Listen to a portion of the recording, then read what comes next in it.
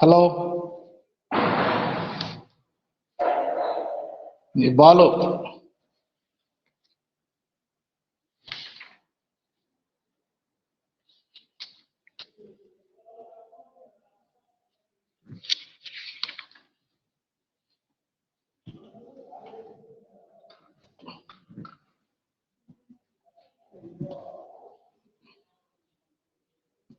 గాయత్రి నేమో hello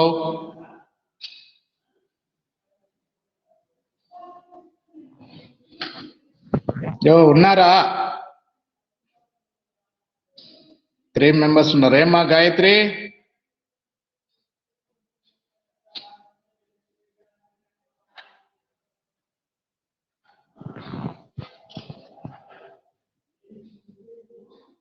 so నిన్న చెప్పిన ప్రాబ్లం చూడండి, మీరు ఎలా రెస్పాండ్ గారు. ఏంటో మీ ఉద్దేశం ఏంటో, మీరు ఎందుకు క్లాస్ జాయిన్ అవుతారు నాకు అర్థం కాదు. ఏమ్మా పూర్ణిమ? హలో, నాకు కూడా ఎగ్జిటెడ్.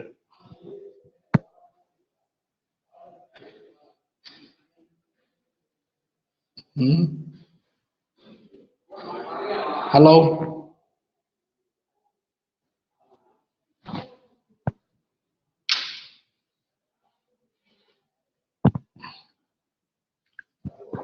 వాయిస్ వినిపిస్తుందా లేదా అనే దానికన్నా రెస్పాండ్ కావాలి కదా. ఎంత వరస్ట్గా ఉంటారా?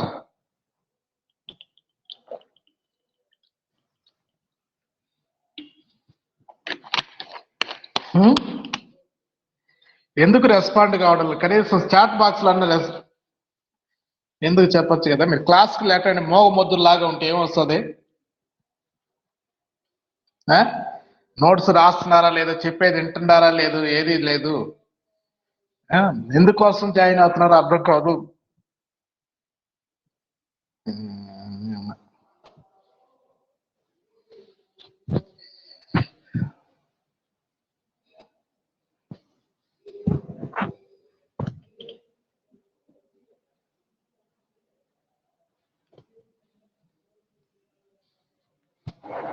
జ్యోతి,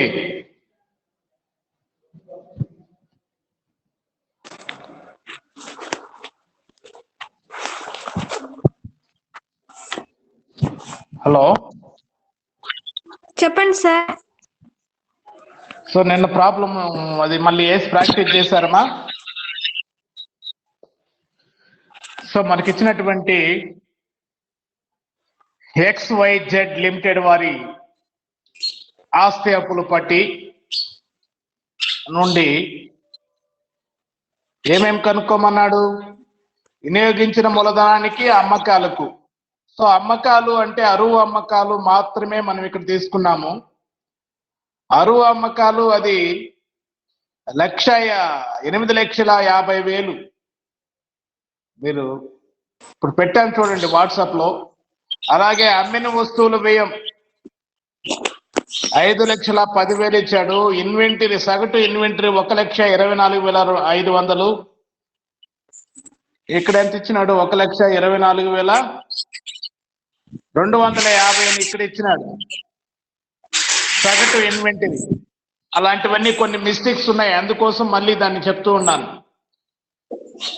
ఇక్కడ అరువు అమ్మకాలని 8,50,000 ఇవ్వాల్సింది 85,000 ఇచ్చిండాడు, దాన్ని చూసుకోండి.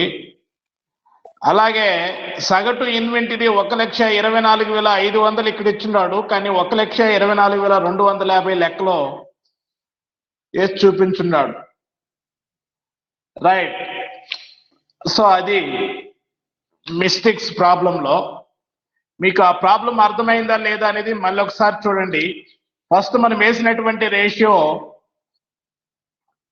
వినియోగించిన మూలధనానికి అమ్మకాల నిష్పత్తి. సో కాబట్టి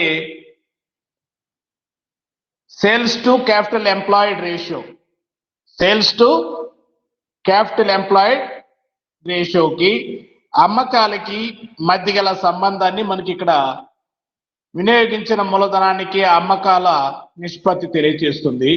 సో కాబట్టి ఇది అమ్మకాలు అంటే 8,50,000 బై వినియోగించిన మూలధనం. వినియోగించిన మూలధనంలో ఎలా వచ్చింది? వినియోగించిన మూలధనము మొత్తం 4,80,000 మొత్తం ఆస్తుల్లో నుంచి చెల్లింపు బిల్లులు 40,000, ఇతర ప్రస్తుత అప్పులు 90,000, మొత్తం 1,30,000 తీసేస్తే గనక 3,50,000 మనకు వచ్చింది. కాబట్టి 8,50,000 బై 3,50,000 వేస్తే మనకి ఇక్కడ 2.43 టైమ్స్ అన్ని సార్లు వాళ్ళు వినియోగించిన మూలధనానికి అన్ని సార్లు అమ్మకాలు జరిపారు. ఎన్నిసార్లు జరిపారు అమ్మకాలు? వినియోగించిన మూలధనానికి 2.43 సార్లు జరిపారు. ఇది అక్కడ మనం అర్థం చేసుకోవాల్సినటువంటి వినియోగించిన మూలధనానికి అమ్మకాల నిష్పత్తి. అలాగే రెండవది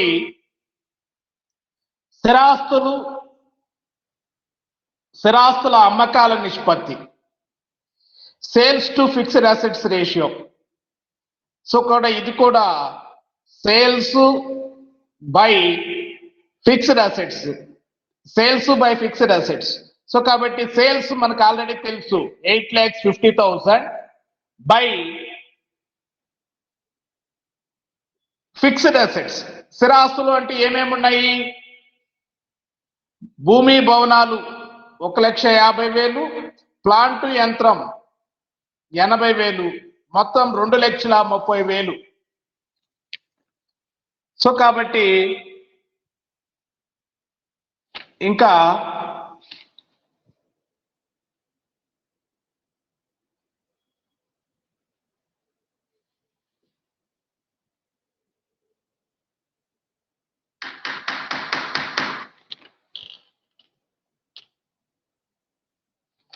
వేస్తే మనకి అక్కడ ఎంత వచ్చింది? ఎంత వచ్చిందమ్మా జ్యోతి? చెప్తున్నాను, మిగతా వాళ్ళు ఎవరు రెస్పాండ్ అంతేనా? వేసింది 8,50,000 బై 2,30,000 వేస్తే ఎన్ని సార్లు వస్తుంది? 3.7 టైమ్స్ వచ్చింది. ఇది మిగతా వాళ్ళు ఎవరు రెస్పాండ్ గారు. వాళ్ళు ఏం పెట్టుకుంటారో నాకు అర్థం కావడం లేదు. కనీసం మీ ఏడుపు రాస్తున్నారా వింటున్నారా అనేది ఓకే అని చాట్ బాక్స్ లన్నా రాయితే రెస్పాండ్ అవ్వచ్చు కదా. ఏమియా బాలు, ఏమియా నీ వల్ల ప్రయోజనం? క్లాస్ అటెండ్ అయ్యి రెస్పాండ్ కాకుండా. సంతోష్, మణి,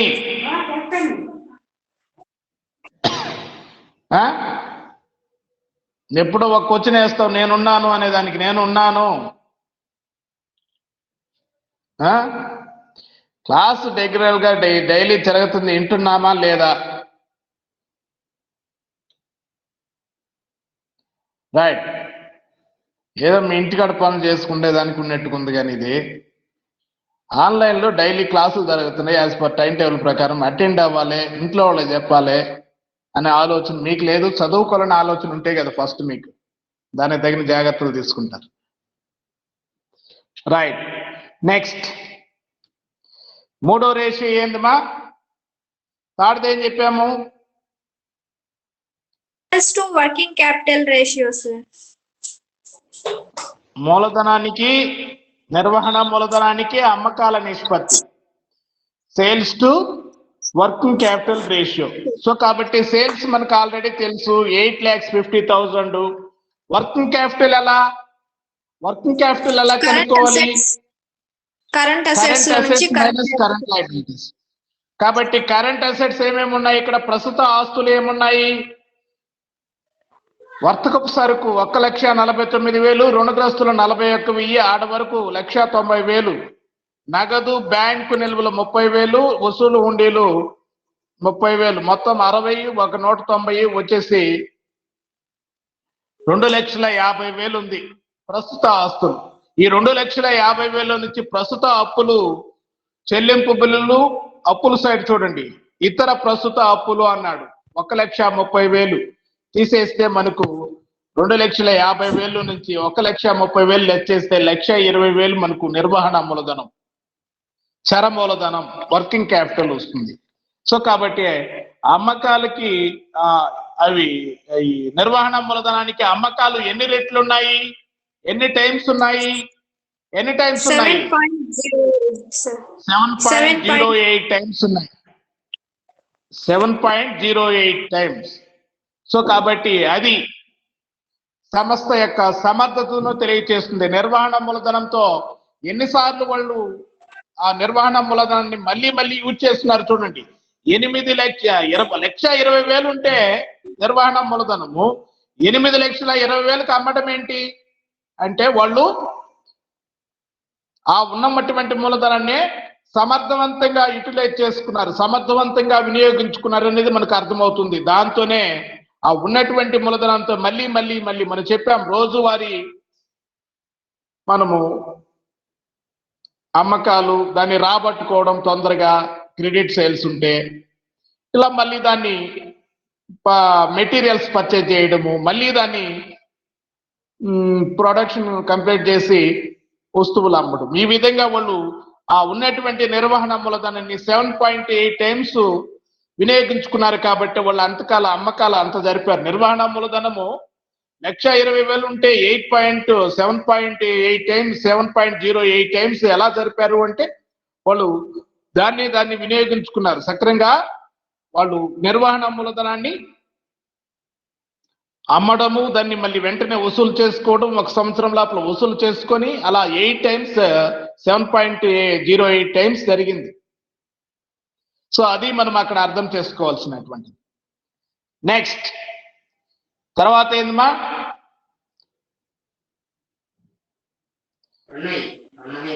turnover ratio sir. Total assets turnover ratio. Total assets turnover ratio is equal to ఏంటి? Total assets turnover ratio sales by total assets. కాబట్టి టోటల్ అసెట్స్ అంటే అసెట్స్ సైడ్ చూస్తే మనకు సరిపోతుంది. సో కాబట్టి సేల్స్ ఆల్రెడీ మనకు తెలుసు 8,50,000 బై 4,80,000 వేస్తే ఇంటూ దానికి ఎన్ని రెట్లు ఉంది చూడండి, 1.77 టైమ్స్ ఉంది. సో కాబట్టి ఎంత బాగుందో చూడండి. వాళ్ళు మొత్తం ఆస్తుల కన్నా కూడా దానికి అమ్మకాలు అనేది 1.7 టైమ్స్ 77 టైమ్స్ ఉంది. సో దగ్గర దాపు వాళ్ళు మొత్తం ఆస్తుల్లో అమ్మకాలు దగ్గర దాపు 2 టైమ్స్ దాకా ఉంది సుమారుగా. అవునా? రైట్. నెక్స్ట్ స్టాక్ టర్నోవర్ నిష్పత్తి, స్టాక్ టర్నోవర్ రేషియో. ఏంటి స్టాక్ టర్నోవర్ రేషియో? ఒక రేషియో అన్న గుర్తుందా? సూత్రాలు నేర్చుకుంటున్నారా? ఈక్వేషన్స్ ఏం లేదు, డైలీ క్లాసులకు అటెండ్ అవసరము, చెప్పింది వినేదిలే, రెస్పాండ్ అయ్యేదిలే, ఏదో గుడ్డిగా క్లాసులు చెప్తున్నారు వినేస్తాము, ఎగ్జామ్స్ ఫీజు అడిగితే యూనివర్సిటీకి కట్టేద్దాము. ఈ ఆలోచన చెప్ప పెద్దలు మన మీద చాలా ఆశలు పెట్టుకొని చేర్పించారే, ఆ దిశగా మనం చదువుతున్నామా లేదా, ఆ దిశగా మన ప్రయత్నం ఉందా లేదా అనే ఆలోచన ఒక్కరికి లేదు మీకు. రైట్. స్టాక్ టర్నోవర్ నిష్పత్తి ఈజ్ ఈక్వల్ టు ఏంది? అమ్మిన వస్తువుల వ్యయం బై సగటు ఇన్వెంటరీ. సగటు ఇన్వెంటరీని ఇక్కడ మార్చిచ్చున్నాడు. అయితే అమ్మిన వస్తువుల వ్యయం కూడా ఓడే ఇచ్చాడు. అమ్మిన వస్తువుల వ్యయం కాస్ట్ ఆఫ్ గూడ్స్ సోల్డ్ ఎంత ఇచ్చాడు? కాస్ట్ ఆఫ్ గూడ్స్ సోల్డ్ ఎంత ఇచ్చాడు? 5,10,000 ఇచ్చాడు. దీనికి సగటు ఇన్వెంటరీ వచ్చేసి 1,24,250 ఇచ్చాడు. ఎంత వేస్తే అంతే వస్తుందా చూడండి. కరెక్ట్ గా వస్తే అదే వేసి పెట్టుకోండి. లెక్కలో కూడా 250ని రాసుకోండి. లేదా 500 వేస్తే కరెక్ట్ గా వస్తుందంటే 500 వేయండి. ఎంత వేసారమ్మా? క్యాల్కులేట్ చేయడాన్ని 5,10,000 బై 1,24,000 24,250.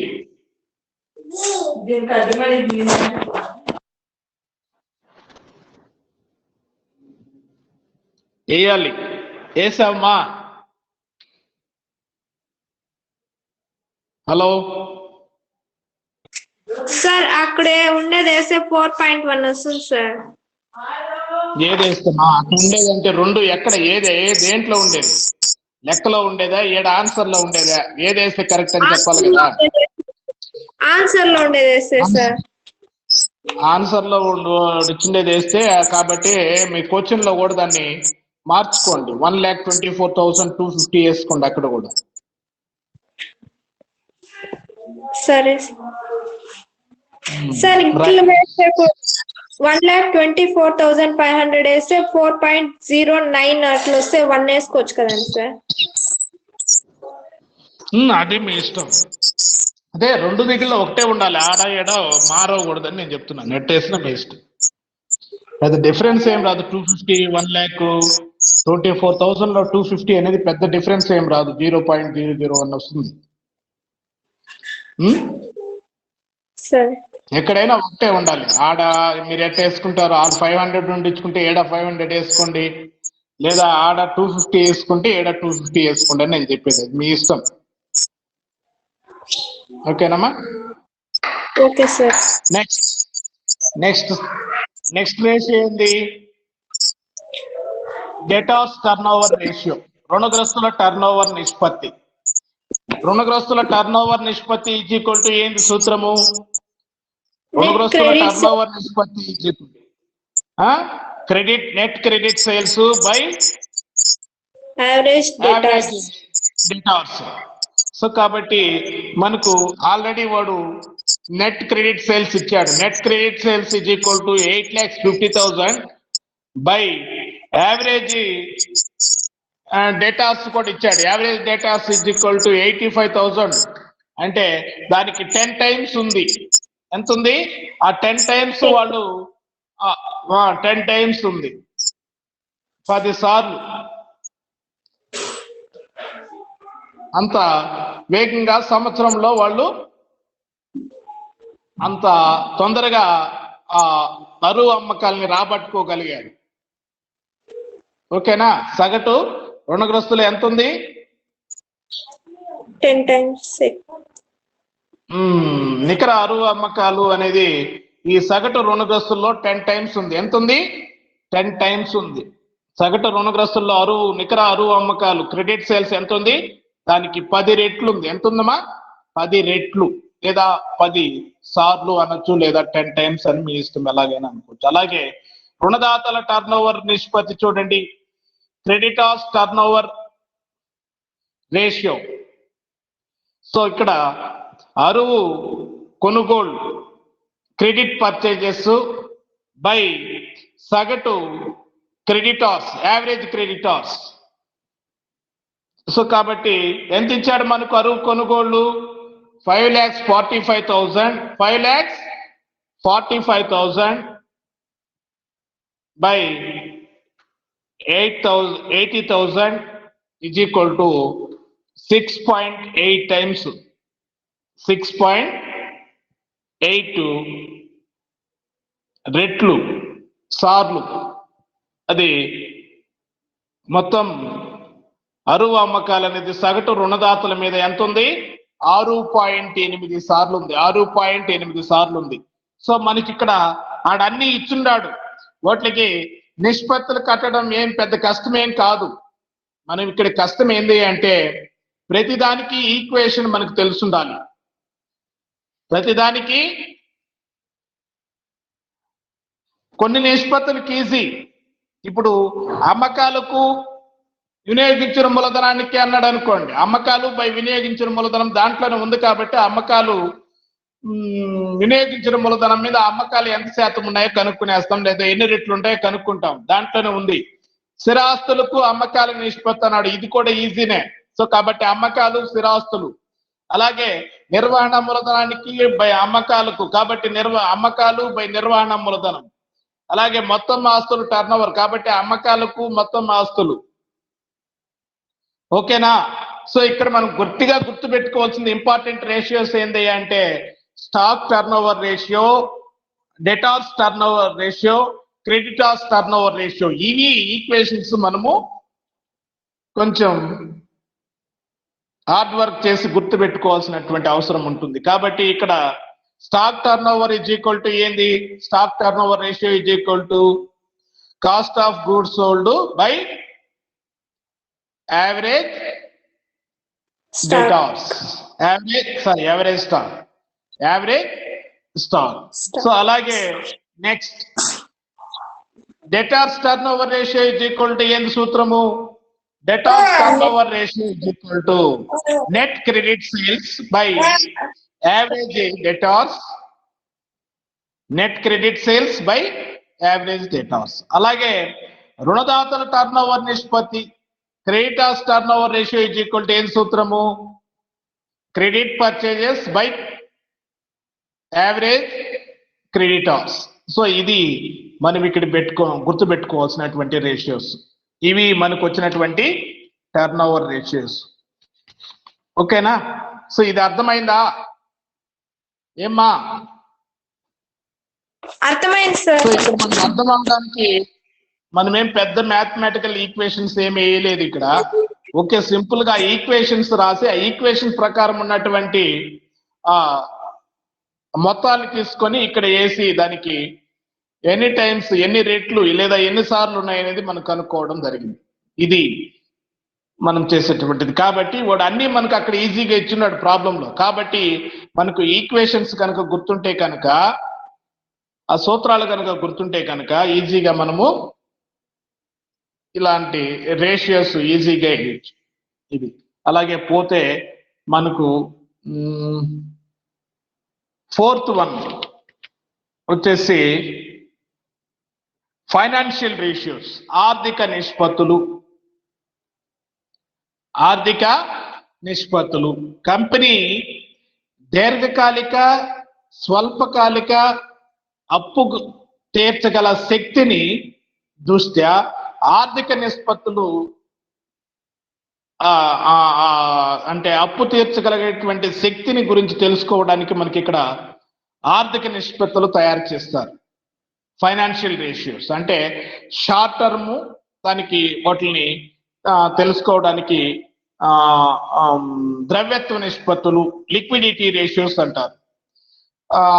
లాంగ్ టర్మ్ లో లైబిలిటీస్ చెల్లించేటువంటి సామర్థ్యం, ఆ శక్తిని కలిగి ఉండడానికి స్థిరత్వపు నిష్పత్తులు, స్థిరత్వపు నిష్పత్తులు అంటాం. సో వాటిని మనం ఇక్కడ fixed assets ratio, fixed assets ratio, ఈ దాన్ని ఇంకొక రకంగా మనము స్థిరత్వ నిష్పత్తుల్ని స్టెబిలిటీ రేషియోస్ అంటాం. స్టెబిలిటీ ఇంగ్లీష్ లో స్టెబిలిటీ రేషియోస్. సో కాబట్టి ఫస్ట్ మనం మెయిన్ గా ఇక్కడ 2 రకాలైనటువంటి నిష్పత్తులు ఉన్నాయి ఫైనాన్షియల్ రేషియోస్ లో. ఒకటి వచ్చేసి లిక్విడిటీ రేషియోస్, సెకండ్ వన్ వచ్చేసి స్టెబిలిటీ రేషియోస్. సో కాబట్టి లిక్విడిటీ రేషియోస్ లో మనకు ఫస్ట్ వన్ ద్రవ్యత్వ నిష్పత్తులు, లిక్విడిటీ రేషియోస్. ఇక్కడ మొదటిది ప్రస్తుత నిష్పత్తి, దీన్నే మనము నిర్వహణ మూలధన నిష్పత్తి, current ratio, working capital ratio అని అంటాం. అంటే ప్రస్తుత ఆస్తులకు, ప్రస్తుత అప్పులకు మధ్య గల నిష్పత్తియే ప్రస్తుత నిష్పత్తి. దీనినే మనము నిర్వహణ మూలధన నిష్పత్తి అని కూడా అంటున్నాం. ఇది సాధారణ ద్రవ్యత్వాన్ని కొలిచే సాధనం, సాధారణ ద్రవ్యత్వాన్ని కొలిసేటువంటి సాధనం. అంటే సంస్థ యొక్క స్వల్పకాలిక ఆర్థిక స్థితిని విశ్లేషణ చేయడానికి దీనిని విస్తృతంగా ఉపయోగిస్తారు. అర్థమవుతుందా? అయితే మొత్తం ప్రస్తుత ఆస్తులను మొత్తం ప్రస్తుత అప్పులు సే భాగించగా దాని ద్వారా ఈ నిష్పత్తి కనుక్కొనవచ్చు. అర్థమవుతుందా? ప్రస్తుత నిష్పత్తి లేదా నిర్వహణ మూలధన నిష్పత్తి, ప్రస్తుత ఆస్తులకు ప్రస్తుత అప్పులకు మధ్య గల నిష్పత్తియే ప్రస్తుత నిష్పత్తి. దీనిని నిర్వహణ మూలధన నిష్పత్తి కూడా అంటాము. ఇది సాధారణ ద్రవ్యత్వాన్ని కొలిచేటువంటి సాధనం. సంస్థ యొక్క స్వల్పకాలిక ఆర్థిక స్థితిని విశ్లేషించడానికి ఈ నిష్పత్తులు విస్తృతంగా ఉపయోగిస్తారు. సో కాబట్టి మొత్తం ఆస్తులను మొత్తం అప్పులసే భాగించగా ఈ నిష్పత్తిని ద్వారా ఈ నిష్పత్తిని కనుగొనవచ్చు. సో అది రైట్. కాబట్టి సింపుల్ గా రాసుకోండి. ఆర్థిక నిష్పత్తులు అనే హెడ్డింగ్ పెట్టి ఫైనాన్షియల్ రేషియోస్ కంపెనీ దీర్ఘకాలిక స్వల్పకాలిక రాస్తున్నారా ఎవరన్నా? అందరూ మ్యూట్ లో పెట్టేసి ఉన్నారా?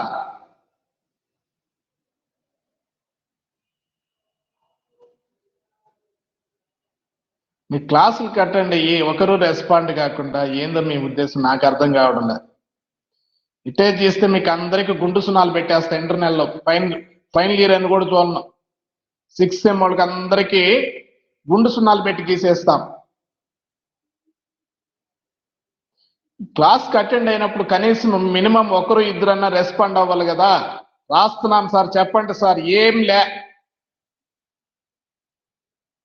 మీరు ఆ పని చేయించుకునేటట్టుగా ఉండరు. ఏమి ఉదయ్ కుమార్ వేస్తూ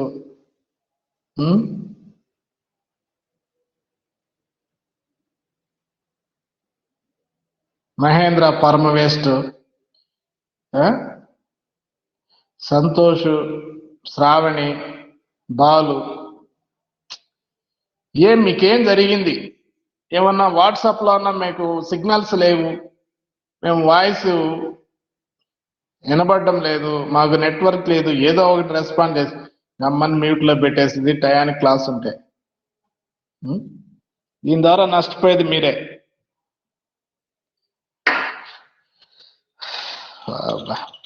ఇంట్రెస్ట్ ఉండదు ఎలా ఉంటే క్లాస్ చెప్పాలంటే. మెయిన్ రోజుకి 5-6 గంటలు క్లాస్ చెప్తుంటే మీ విధంగా దొంగ వేషాలు వేసి మ్యూట్ లో పెట్టేసి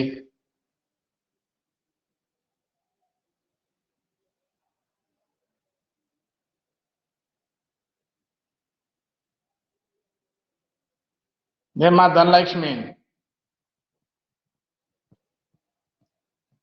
బాలు, శ్రావణి, సంతోష్,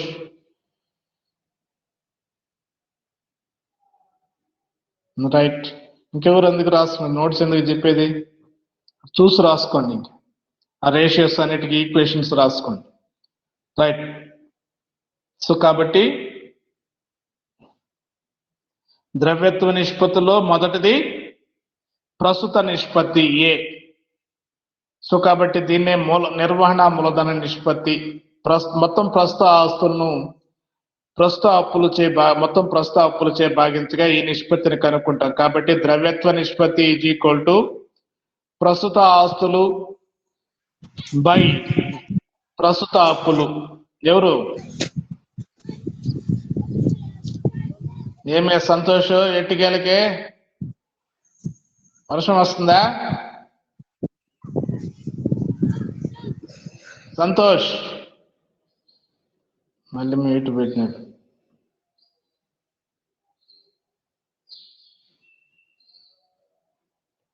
రైట్. సో అది. సో కాబట్టి ప్రస్తుత ఆస్తులు ప్రస్తుత అప్పులు ఈ నిష్పత్తికి చెందిన ప్రాథమిక భాగాలు. కాబట్టి సాధారణంగా ప్రస్తుత నిష్పత్తి ఎలా ఉంటే మంచిది అంటే 2:1 ఉండాలి.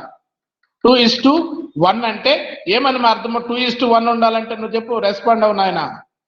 జ్యోతి, 2:1 ఉండాలి.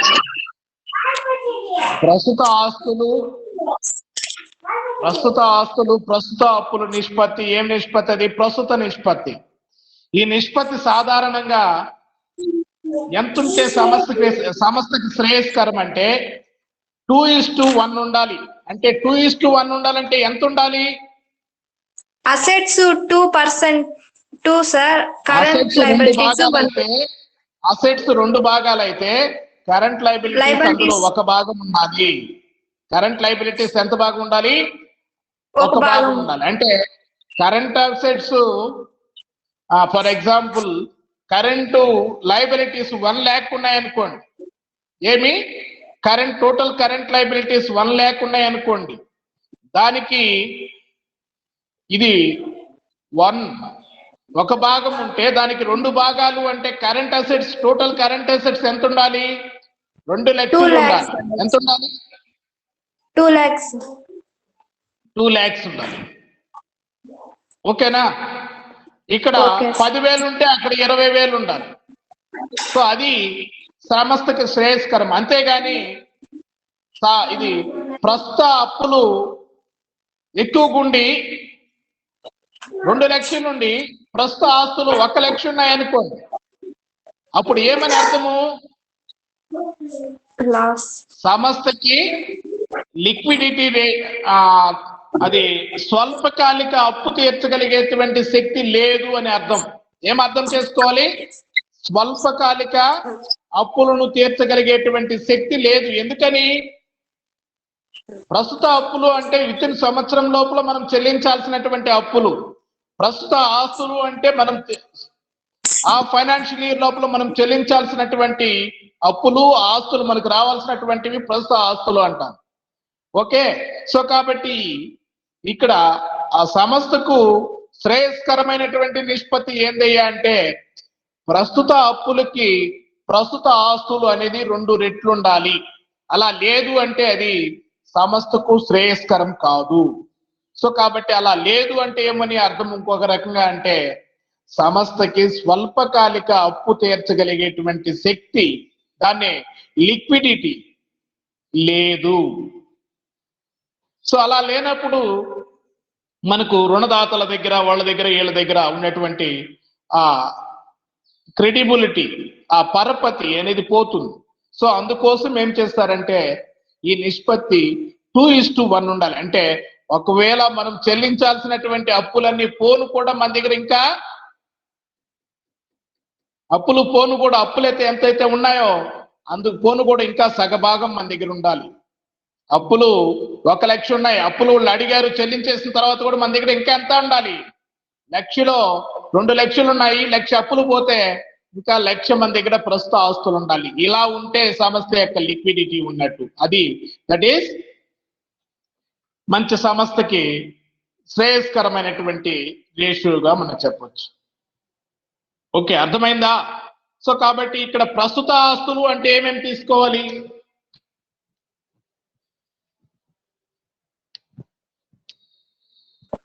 ఉందా? అది ఐడియా ఉందా? ప్రస్తుత ఆస్తులు, ప్రస్తుత అప్పులు, ఉంది సార్. ఆస్తి అప్పుల పట్టిలో చూస్తే మనకు తెలుస్తుంది. స్థిరాస్తులు కానిటువంటి ఆస్తులన్నీ ప్రస్తుత ఆస్తులే. అలాగే long term liabilities, secured loans అలాంటి కానటువంటివి, మిగతా రిమైనింగ్ అన్నిటివన్నీ కూడా మనము కరెంట్ లైబిలిటీస్ కింద తీసుకోవచ్చు. రైట్. సో కాబట్టి మనకు అలాగే దీన్ని నిర్వహణ మూలధన నిష్పత్తి కూడా అంటున్నాం. ఎందుకని అంటున్నాము నిర్వహణ మూలధన నిష్పత్తి అని? నిర్వహణ మూలధనం ఈ రెండింటి ద్వారా కనుక్కుంటాం. కాబట్టి నిర్వహణ మూలధనం = సూత్రం ఏంటి? ప్రస్తుత ఆస్తులు మైనస్ ప్రస్తుత అప్పులు. ప్రస్తుత ఆస్తులు 2 లక్షలు ఉంటే ప్రస్తుత అప్పులు 1 లక్ష ఉంటే మనకు నిర్వహణ మూలధనం = ఎంత వస్తుంది? 2 లక్షల నుంచి ప్రస్తుత అప్పులు 1 లక్ష తీసేస్తే ఎంత ఉంటాయి? 1 లక్ష రూపాయలు ప్రస్తుత ఆస్తులు ఇంకా 1 lakh ఉన్నాయి. అది నిర్వహణ మూలధనము, వర్కింగ్ క్యాపిటల్ అంటారు. కొన్ని సందర్భాల్లో దీన్నే నెట్ వర్కింగ్ క్యాపిటల్ కూడా అంటాం. అంటే గ్రాస్ వర్కింగ్ క్యాపిటల్ అంటే టోటల్ సంస్థ యొక్క టోటల్ కరెంట్ అసెట్స్ మొత్తాన్ని గ్రాస్ వర్కింగ్ క్యాపిటల్ అంటాం. గ్రాస్ వర్కింగ్ క్యాపిటల్ అంటే total current assets minus current liabilities తీసేస్తే మనకు వచ్చేది, మనకు అంత దాకా అవసరం లేదు. కాబట్టి నెట్ వర్కింగ్ క్యాపిటల్ అంటాం. నెట్ వర్కింగ్ క్యాపిటల్ అంటే current assets minus current liabilities. ఓకేనా? మనకు అన్ని రకాలైనటువంటివి ఇంకా చెప్పలేదు. మీకు పోతే పేజీకి పోతే ఇంకా డీటెయిల్డ్ గా వస్తుంది. సో కాబట్టి ఇది నిర్వహణ మూలధనము ఈజ్ ఈక్వల్ టు ప్రస్తుత ఆస్తులు మైనస్ ప్రస్తుత అప్పులు. రైట్, రాసుకున్నారా ఈ రేషియో? మీరు ఎవరు రెస్పాండ్ కాలేదు, రాసుకో. కాబట్టి నోట్స్ పెట్టున్నాను, మీకు ఎక్కడి వరకు అవసరమవుతుందో అక్కడి వరకు ఆ రేషియో మనము చాలా ఇంపార్టెంట్ రేషియోస్, ఫైనాన్షియల్ రేషియోస్ అనేది ఇవి మనం రెండు రకాలుగా డివైడ్ చేసాం, క్లాసిఫై చేశారు. ఆ రెండిటివి ఏంటది? ఒకటి లిక్విడిటీ రేషియోస్, ద్రవ్యత్వ నిష్పత్తులు. రెండవది స్టెబిలిటీ రేషియోస్, స్థిరత్వపు నిష్పత్తులు. ఇలా రెండు పెట్టుకొని మళ్ళీ ఒకటే హెడ్డింగ్ పెట్టుకున్న దాని కింద మొదటిది మనం ఏ ప్రస్తుత నిష్పత్తి చెప్పాము. నెక్స్ట్ బి ద్రవ్యత్వ లేదా శీఘ్ర లేదా యాసిడ్ టెస్ట్ రేషియో అంటాం దీన్నే. Liquid quick ratio, liquid ratio or quick ratio or acid test ratio అంటాం. అంటే ఇది ఎలా కనుక్కోవచ్చు? దీనినే మనము ద్రవ్యత్వ నిష్పత్తి లేదా ఆమ్ల పరీక్ష నిష్పత్తి అంటాం తెలుగులో. ఆమ్ల పరీక్ష నిష్పత్తి అంటే ఇది ప్రస్తుత నిష్పత్తి కంటే కొంచెం కఠినమైనటువంటిది. ప్రస్తుత నిష్పత్తి కంటే కొంచెము కఠినమైనది. కాబట్టి ఇక్కడ ప్రస్తుత నిష్పత్తికి ద్రవ్యత్వ నిష్పత్తికి, కరెంట్ రేషియోకి, లిక్విడిటీ రేషియోకి ఉన్నటువంటి డిఫరెన్స్ ఏంటి అంటే అక్కడ టోటల్ కరెంట్ అసెట్స్ ని మనము తీసుకుంటాము. ఇక్కడ లిక్విడిటీ అసెట్స్ అంటే టోటల్ కరెంట్ అసెట్స్ లో నుంచి మనము స్టాక్ ఇన్ ట్రేడ్, వర్తకం సరుకు తీసేస్తాం. ఇది అక్కడికి ఇక్కడికి ఉన్నటువంటి డిఫరెన్స్. ద్రవ్యత్వ ఆస్తులు ఈజ్ ఈక్వల్ టు ఏంది? మొత్తం ఆస్తుల్లో నుంచి స్టాక్. ఎందుకంటే స్టాక్ ద్రవ్యత్వం తక్కువ, ఎందుకంటే దాన్ని తీసుకున్న స్టాక్ ని మెటీరియల్ గా, దాన్ని మెటీరియల్ ని మనము వస్తువుగా ఉత్పత్తి చేయాలి, మళ్ళీ ప్రజల్లోకి అమ్మకాలు జరపాలి, తిరిగి రావాలి. కాబట్టి దీనికి ఎక్కువ టైం పడుతుంది కనుక మనము దాన్ని తీసేసి రిమైనింగ్ అండ్ అసెట్స్ అన్నిటిని ఏమంటున్నామయ్యి అంటే ద్రవ్యత్వ ఆస్తులు, లిక్విడిటీ అసెట్స్, క్విక్ అసెట్స్ లేదా యాసిడ్ టెస్ట్ రేషియో అంటాం. ఓకేనా? సో కాబట్టి ఈ నిష్పత్తి కనుక్కోవాలి అంటే సూత్రం ఏంది అంటే ద్రవ్యత్వ నిష్పత్తి, liquidity ratio is equal to ద్రవ్యత్వ ఆస్తులు బై ప్రస్తుత అప్పులు, అంటే ద్రవ్యత్వ అప్పులు అని కూడా అనొచ్చు.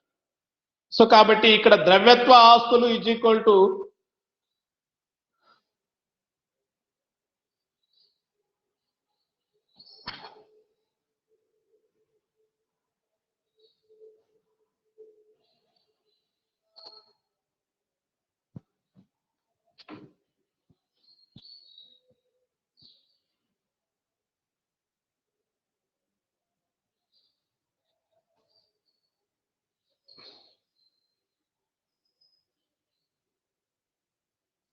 సో కాబట్టి ఇది ఈ ద్రవ్యత్వ నిష్పత్తి ప్రస్తుత నిష్పత్తి కంటే కొంచెం కఠినమైనది. అంటే స్వల్పకాలిక అప్పు చెల్లించుటకు వచ్చినప్పుడు సమస్త అప్పు తీర్చగల శక్తిని లిక్విడిటీ తెలియచేస్తుంది. కాబట్టి ప్రస్తుత అప్పులు, ప్రస్తుత ఆస్తులు రెండు కూడా ఈ నిష్పత్తిని నిర్ణయించే అంశాలే. స్వల్పకాలంలో నగదులోకి మార్చడానికి వీలు లేనటువంటి ఇన్వెంటరీ, స్వల్పకాలంలో చెప్పాను ఇప్పుడే, స్వల్పకాలంలో నగదులోనికి మార్చడానికి వీలు లేనటువంటి ఇన్వెంటరీ, అలాగే ముందుగా చెల్లించినటువంటి ఖర్చులు ప్రస్తుత ఆస్తులలోనికి చేర్చవచ్చు. అంటే ఇవి ద్రవ్యత్వ ఆస్తులు కాదు అని. సో కాబట్టి త్వరితగతిన ద్రవ్యత్వ ఆస్తులకు,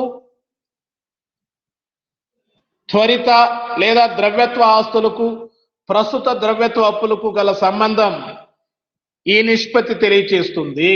సో కాబట్టి నగదు, బ్యాంకులో నగదు ముఖ్యమైన ద్రవ్యత్వ ఆస్తులు, అలాగే వసూలు హుండీలు, రుణగ్రస్తులు, మార్కెట్ చేయదగిన సెక్యూరిటీలు, స్వల్పకాలిక పెట్టుబడులు కూడా ద్రవ్యత్వ ఆస్తులలో చేర్చవచ్చు.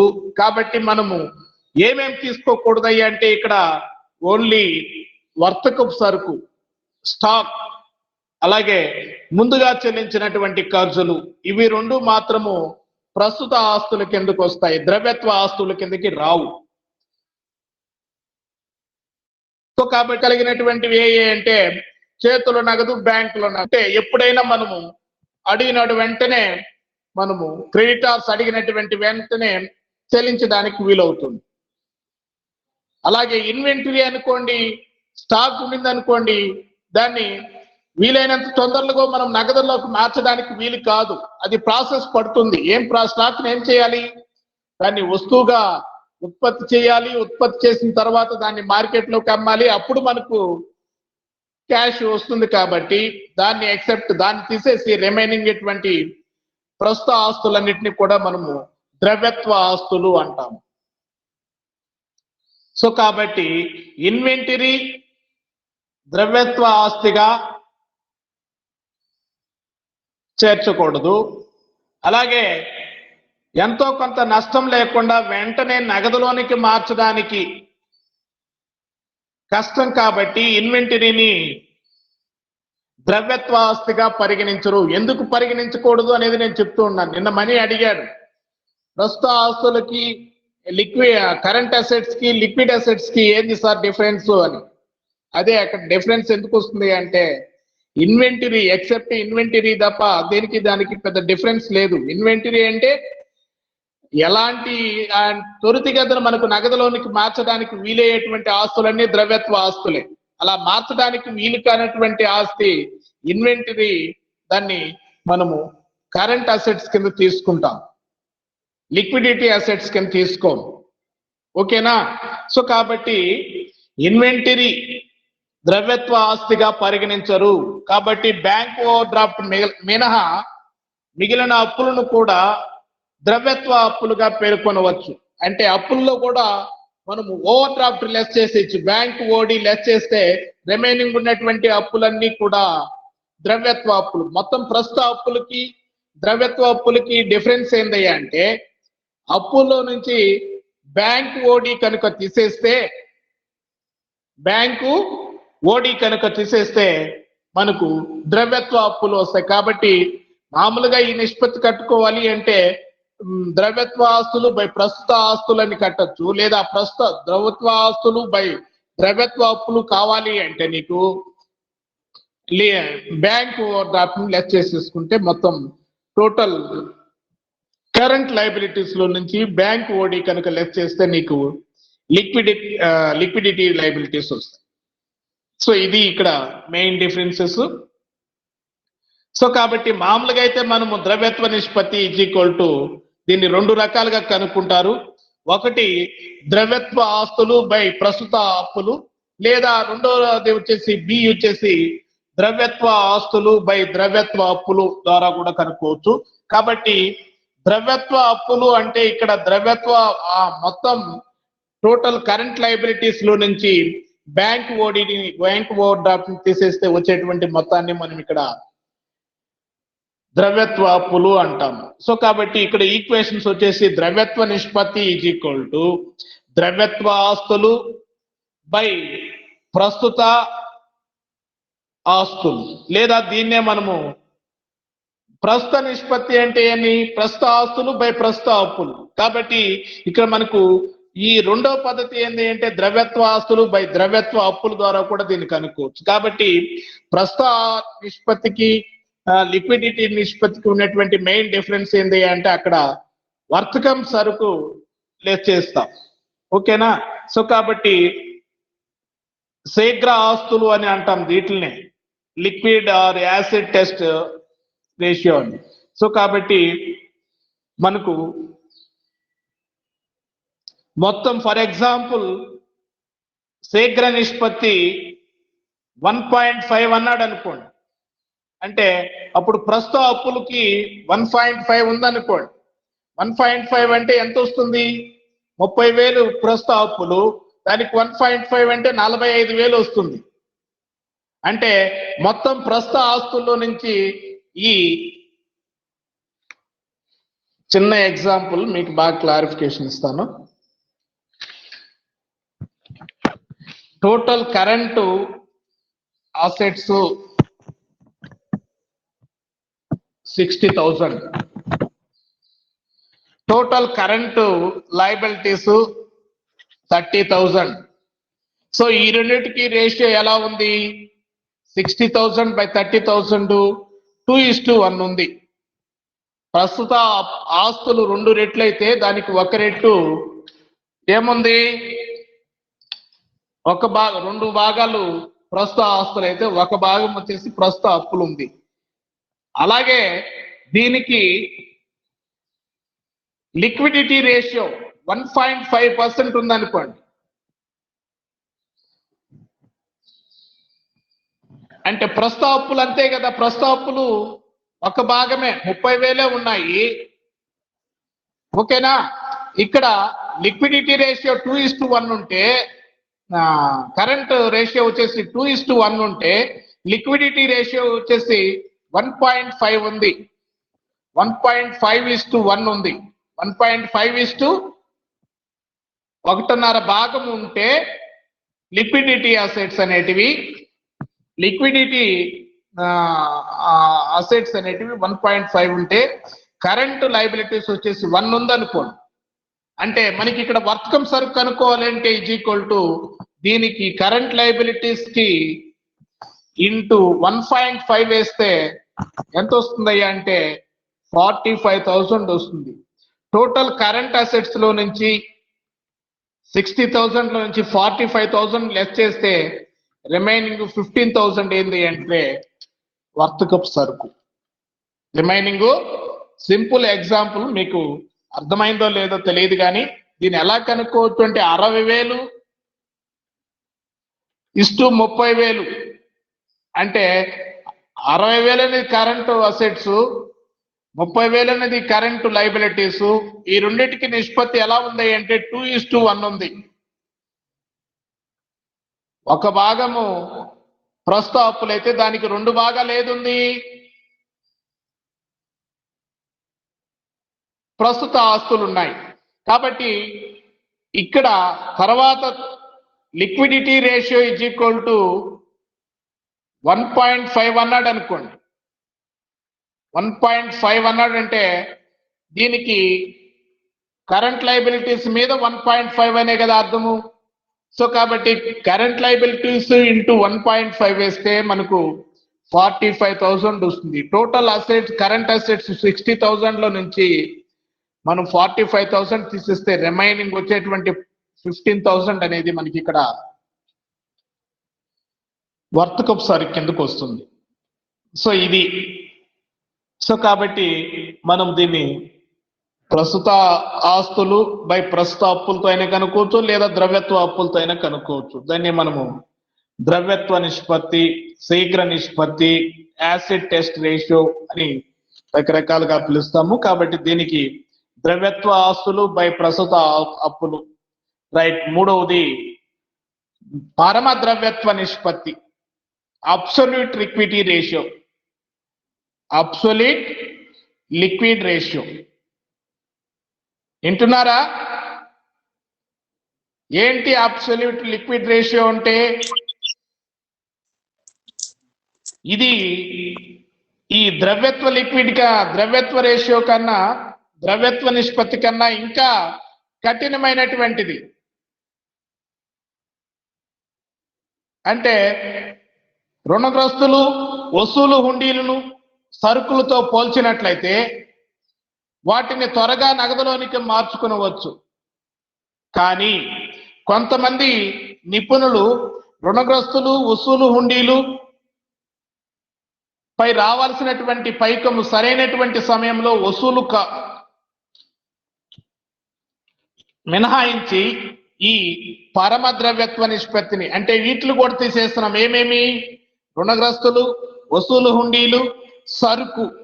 ఈ మూడింటిని తీసేస్తే అంటే రిమైనింగ్ ఏమున్నాయి అంటే ఇక్కడ నగదు, చేతుల నగదు, బ్యాంకులో నగదు ప్లస్ షార్ట్ టర్మ్ ఇన్వెస్ట్మెంట్స్, స్వల్పకాలిక అంటే స్వల్పకాలిక మార్కెట్ చేయదైనటువంటి సెక్యూరిటీలు అంటాం, షార్ట్ టర్మ్ ఇన్వెస్ట్మెంట్స్.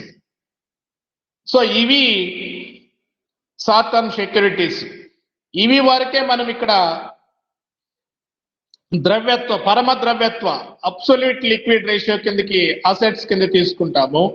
అలాగే బై ప్రస్తుత అప్పులు వేస్తాం. ఇది ఎలా ఉంటే మంచిది అంటే, ఇది అందరూ దీన్ని 1:2 ఉంటే బెటర్ అంటారు.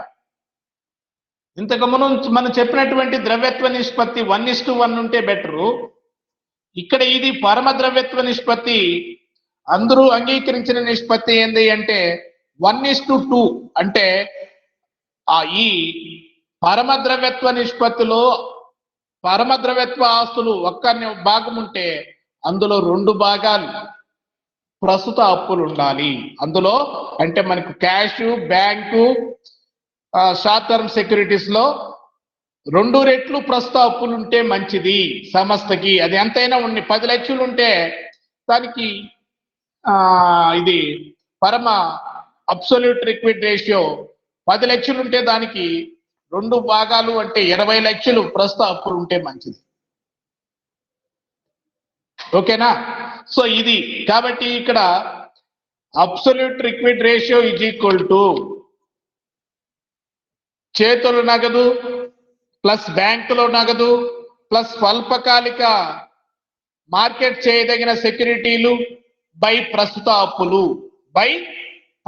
అప్పులు. కాబట్టి మనకు ఇక్కడ కొంతమంది చెప్పేటువంటి నిపుణులు చెప్పేటువంటి మాట ఏందయ్యా అంటే, రుణగ్రస్తులు, వసూలు హుండీలు, సరుకులతో పోలిస్తే మిగతా వాటిని త్వరితగతిన నగదులోనికి మార్చుకునవచ్చు. ఈ రెండింటిని అంటే సరుకుతో పోలిస్తే ఈ 2 మనకు తొందరగా వసూలు అవుతాయి. ఏవి?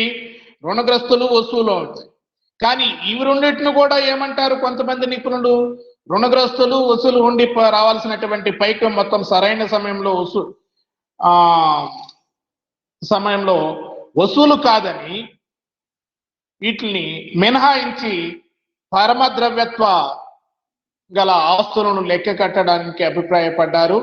సో కాబట్టి పరమ ద్రవ్యత్వ ఆస్తులలో చేతిలో నగదు, బ్యాంకులో నగదు మరియు అమ్మడానికి వీలైనటువంటి సెక్యూరిటీలు లేదా తాత్కాలిక పెట్టుబడులను కలిసి ఉంటాయి. ఈ 3 మాత్రమే తీసుకుంటాం. ఈ 3 తీసుకొని బై ప్రస్తుత అప్పులు, మొత్తం ప్రస్తుత అప్పులు వేస్తే ఈ నిష్పత్తి మనం క్యాల్కులేట్ చేసుకోవచ్చు. కాబట్టి అందరూ అంగీకరించినటువంటి నిష్పత్తి ఈజ్ ఈక్వల్ టు 1:2. ఎందుకని అందరూ అంగీకరించినటువంటి నిష్పత్తి? మొదటిది 1:2 ఉండాలని చెప్పాం. అలాగే రెండవది 1:1 ఉంటే బెటర్ ద్రవ్యత్వ నిష్పత్తి. మూడవది 1:2 ఉంటే బెస్ట్. ఎందుకని ఇలా శ్రేయస్కరం అని చెప్తున్నాము?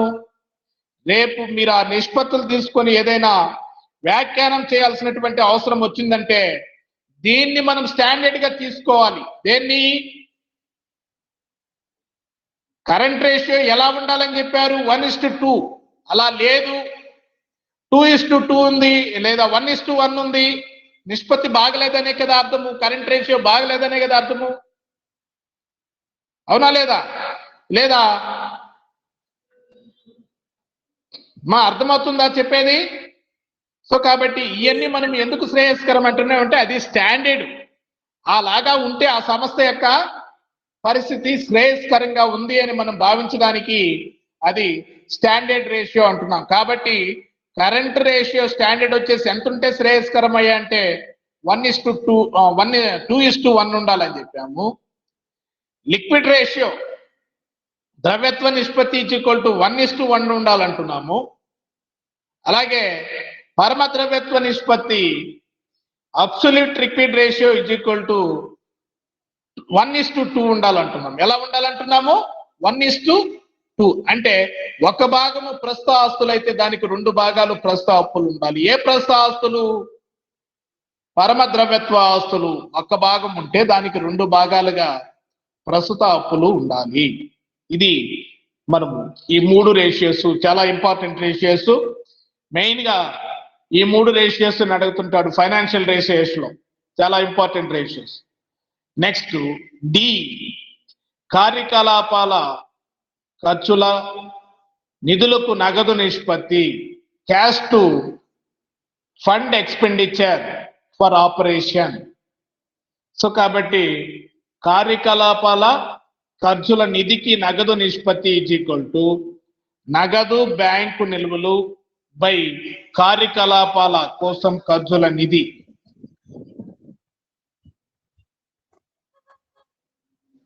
నెక్స్ట్ ఐదవది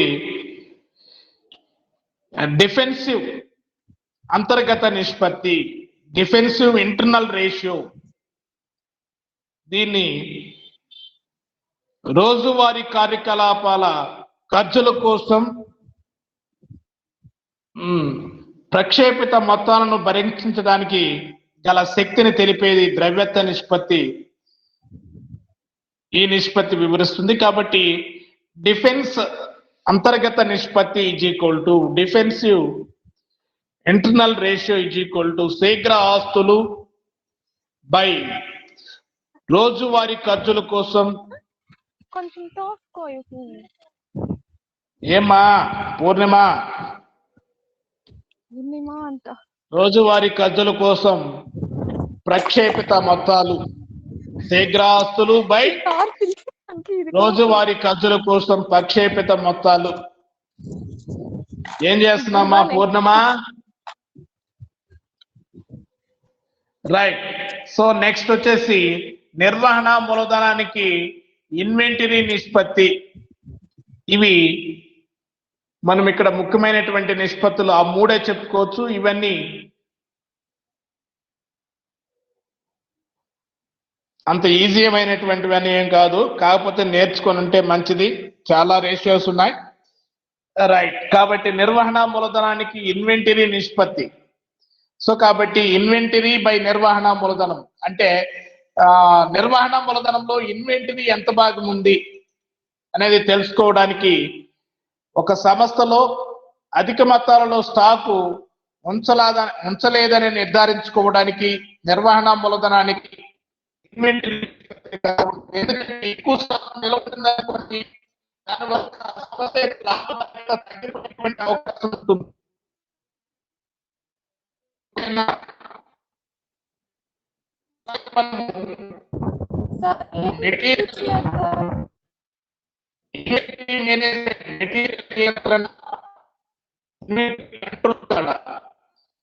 సంస్థకి మంచి నాణ్యత కలిగినటువంటి ఉత్పత్తికి అంతరాయం కలగకుండా కనీస మొత్తం సాధించేది ఇన్వెంటరీ నియంత్రణ.